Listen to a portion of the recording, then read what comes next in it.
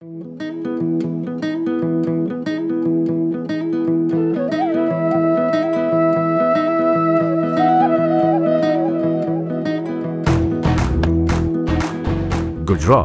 the land of beauty and culture, is fast emerging as an important ecotourism destination. Apart from its heritage and natural attractions, Gujarat is also a treasure mine for bird lovers. The state hosts over 520 species of birds today. The pristine natural habitat of the land has been attracting these rare local and migratory birds for decades. An ibis is an endangered species. There are so few of them left in the wild, and if there is a place that contains them and lets them breed, there is a chance that they might fly over to our part of the world and show our part of the people what an ibis looks like, not in captivity.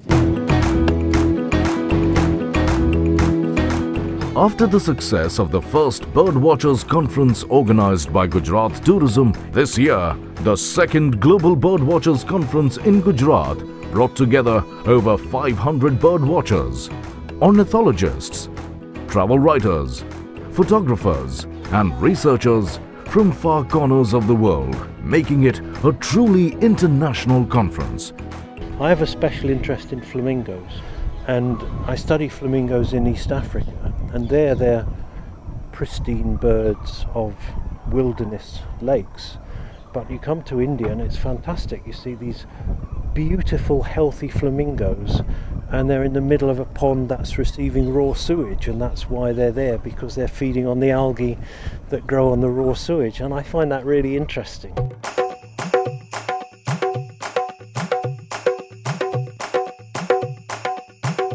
The magnificence of the land has captivated the tourists visiting the state of Gujarat and will continue to draw them for years to come. The pink flamingos, they were pink, they were so pink, and they were all sleeping, and when they sleep they tuck their necks at the back, and one leg goes up, and they look like a fluffy cotton ball with one leg. I think it is great, this is great destination.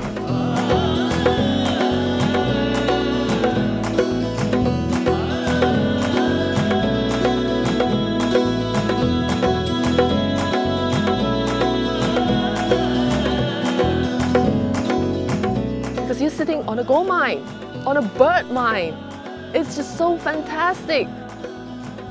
Follow the flight of the birds.